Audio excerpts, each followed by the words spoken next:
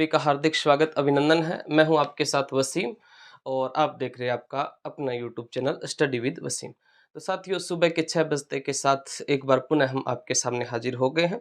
कल की क्लास नहीं हो पाई थी, इसके लिए मैं आप सभी से क्षमा चाहता हूं, क्योंकि कल परसों जैसे रात को लेट घर पहुंचा था। मैं सीकर से लगभग 2-2:30 बजे आया था, तो सुबह जाग नहीं आई, तो आपका वीडियो अपलोड नहीं हो पाया था। बाकी अब आपका वीडियो जो है वो प्रॉपर रूप से कंटिन्यू रहने वाला है। तो आज का अपना जो नया प्रश्न है वो है कि मारवाड़ के राठौड़ वंश का संस्थापक, मूल पुरुष, आदि पुरुष किसे कहा जाता है। मारवाड़ में राठौड़ वंश से संबंधित अपना यह प्रश्न है कि राठौड़ वंश का संस्थापक, आदि पुरुष, मूल पुरुष किसे कहा जाता है।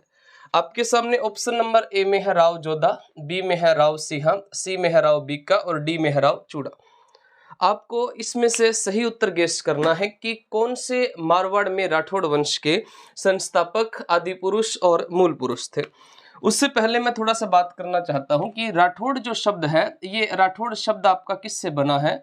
राष्ट्रकूट से बना है। राष्ट्रकूट से बना है।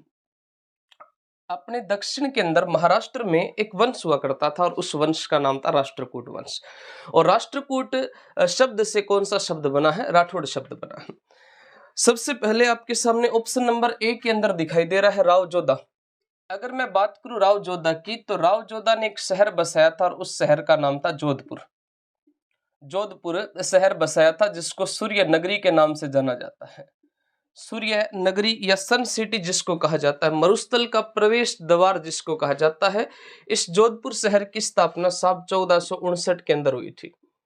और जोधपुर में एक पहाड़ी जिसका नाम था पंचेतिया, और इस पंचेतिया नामक पहाड़ी के ऊपर एक बाबा जी रहा करते थे जिनका नाम था चिड़ियानाथ, जिसके कारण इस पहाड़ी का नाम पड़ा था चिड़िया टुक। और इस पंचेतिया या चिड़िया टुक पहाड़ी पर मेहरानगढ़ का दुर्ग बनाया था। मेहरानगढ़ दुर्ग बनवाया था, जिसको गढ़ चिंतामणि कहते हैं। मयूर ध्वजगढ़ के नाम से भी जाना जाता है, कागामुखी भी जिसको कहा जाता है। और साथ में मेहरानगढ़ का जो दुर्ग है, इस मेहरानगढ़ के दुर्ग के बारे में यह भी कहा जाता है कि इसका निर्माण जो है वो करणी माता के आशीर्वाद से हुआ था। करणी माता जिसका जन्म चारणों की कीनिया शाखा में हुआ था। और ये बीकानेर के राठौड़ों की कुल देवी और मारवाड़ के राठौड़ों की क्या है? आराध्य। बीकानेर के राठौड़ों की आराध्य देवी है और साथ में चारणों की क्या है? कुल देवी है। अगर मैं बात करूं राव सिंहा की, तो राव सिंहा जो थे, इन्होंने अपने लगभग 1240 ईस्वी में पाली में राठौड़ वंश की नींव रखी थी। पाली में कौन से वंश की नींव रखी थी? राठौड़ वंश की नींव रखी थी।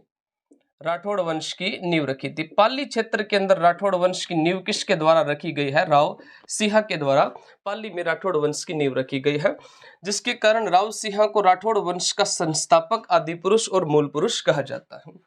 राव सिंहा जो थे, इनका स्मारक कहां पर है? तो इनका स्मारक जो है ये हो जाएगा पाली के बिट्ठू गांव में। इनका स्मारक जो है ये कहां पर है? पाली के बिट्ठू गांव में। और यहीं पर इनकी एक पत्नी थी जिसका नाम था पार्वती। सोलंकी पत्नी है पार्वती। और पार्वती का स्मारक भी कहां पर है? तो पार्वती का स्मारक भी जो है ये भी आपका, पार्वती का स्मारक भी कहां पर पड़ता है? पाली के बिट्ठू गांव में है। राव सिंहा जो थे, इनके लिए मारवाड़ फाउंडेशन के द्वारा एक पुरस्कार दिया जाता है, जिस पुरस्कार का नाम था राव सिंहा पुरस्कार, जो 2011-12 में विजयदान देता यानी बीजी राजस्थान के शेक्सपियर को दिया गया था और 2012-13 में जस्टिस दलवीर भंडारी को दिया गया था। ये जो राव सिंहा पुरस्कार है ये जोधपुर के मूल निवासी को दिया जाता है, साथ में साहित्य के क्षेत्र में मिलता है। अगर मैं बात करूं राव बीका की, तो राव बीका ने 1465 में चाचा कांधल व पुत्र बिदा की सहायता से जांगल प्रदेश में राठौड़ वंश की नींव रखी थी। कौन से क्षेत्र में? जांगल प्रदेश में। यानी जांगल प्रदेश बोले तो बीकानेर के अंदर कौन से वंश की नींव रखी थी? राठौड़ वंश की नींव जो है वो राव बीका के द्वारा रखी गई है। राव बीका जो थे, इन्होंने जांगल प्रदेश बीकानेर के अंदर राठौड़ वंश की नींव रखी थी। इनमें इनकी सहायता कांदल के द्वारा की गई थी और कांदल का स्मारक जो है वो सावा के चूरू के सावा गांव के अंदर जो है वो बनाया गया है। और साथ में जो राव बीका थे, इन्होंने जांगल प्रदेश में राठौड़ वंश की नींव रखी थी। जांगल प्रदेश में बीका से पहले यहाँ पर जाटों ने शासन किया था और जाटों की यहाँ पर अंतिम शाखा निवास करती, जिसका नाम था जोहिया, और जोहिया शाखा ने बीका की अधीनता को स्वीकार कर लिया था।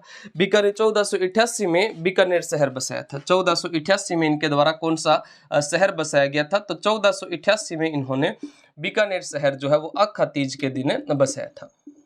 अगर मैं रावचूड़ा की बात करूं तो रावचूड़ा जो थे ये मारवाड़ का प्रथम प्रतापी राजा था।